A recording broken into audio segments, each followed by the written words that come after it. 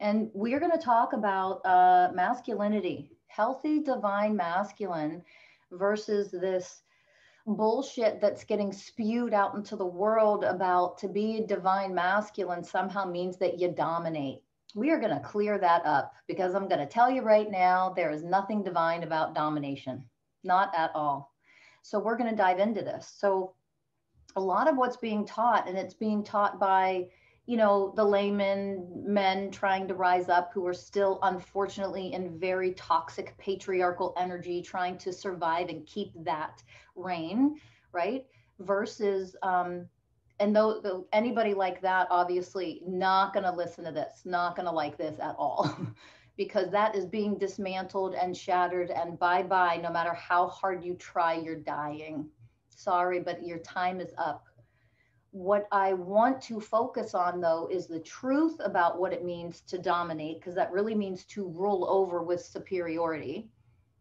So you're not divine if you're dominating. There's no such thing. Superior, inferior does not exist in divinity. It doesn't even exist. It exists only in the illusion of the ego. When we're unconscious, we create this inferior, superior bullshit, and then we act it out and play it out, but it isn't real.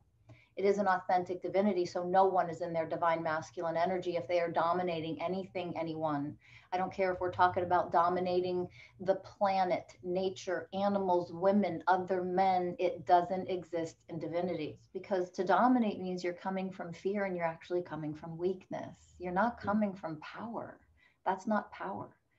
Power is, I see everyone, the truth of everyone is equal to me, no matter who they are, what they look like, male, female, animal, nature, tree, doesn't matter what you are. We are one. And it's time to learn the truth about what oneness actually means and how it can look in your life when you're willing to let go of these unhealthy, unconscious paradigms that don't need to be in a part of how we live anymore on this planet. Very, very common and popular for a while is this whole labeling ourselves as like kings and queens. And there are a lot of people that will be very upset when I tell them, quite frankly, that comes from nothing but ego. It's ridiculous. It's just nonsense. First of all, what does it take to be a king? First of all, okay, I don't care if a queen, same thing. This isn't about male, female right now. But what does it take to be a quote unquote ruler? Nothing. You were born into it. You didn't earn it. You didn't do anything heroic. You didn't do anything that shows that you are a divine person. And yet all these people are out here trying to call themselves, oh, to be divine, to be in your divine masculine, being your divine feminine means you're a king, you're a queen. No, you're not. You're ridiculous. Cut the crap. Stop it. We need to stop playing like children and thinking we're going to create divinity and heaven on earth. That's not how it works. You have to actually become the power that you're seeking. You can't seek it through ego. You can't seek it through labels. You can't seek power and actually experience what true divine power is when you're unwilling to do the work on yourself to let go of the ego that needs a label that says you're somehow royalty. You can't find happiness through ego, and you can't find happiness through labels, and you can't find happiness through trying to rule over other people and give yourself some status. That's nonsense. We're nothing more than little preschoolers playing games and trying to be superheroes and putting on our costumes and then saying like that's divinity. It's not. Like it's a lot of ridiculous. I want people, when you watch this back, I want you to hear how ridiculous it is. And I want you to see it for what it is. Like, what is divine about that? Like, let's stop the nonsense and call it looking up like we're going to be kings and queens when, oh my God, I would never lower myself to the status of a queen. My divine nature won't allow me to lower myself to the status of royalty. Why would you? Why would you? Questions, comments about that?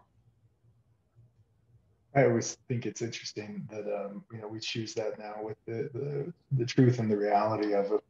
The ineptness, the arrogance, the ego, all the things that are in truth about what a king was representing generally was never a good, was very rarely a good scenario. Like you were saying, it's a birthright thing. It was never a courageous, very rarely was it ever a noble king or the sovereign king that was in power, and usually not for very long. It's, I think, what people are using it as to manipulate the population now is it's an archetype in our reality.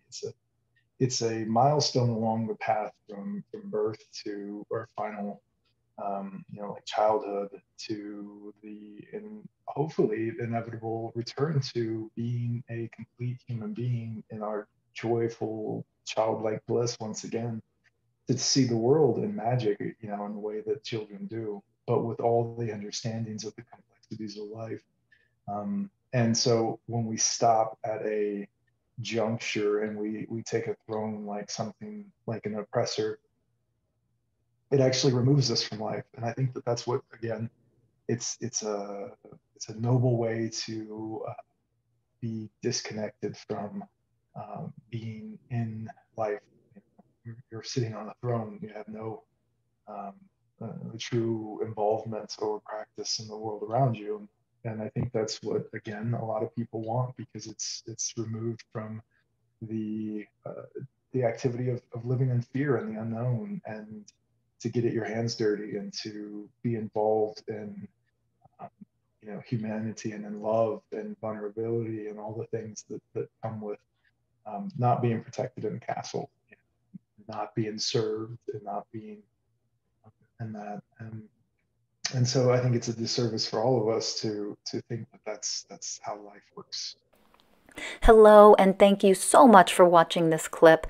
To gain instant access to this entire class and countless others, go to www.mastersofselfuniversity.com and become a member now.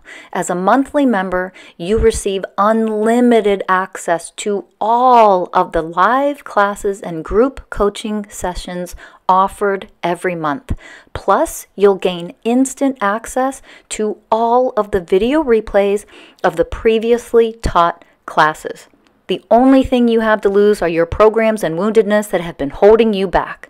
Learn how to master life and love by becoming a member of Masters of Self University now. Go ahead, join us now, and I'll see you on the inside.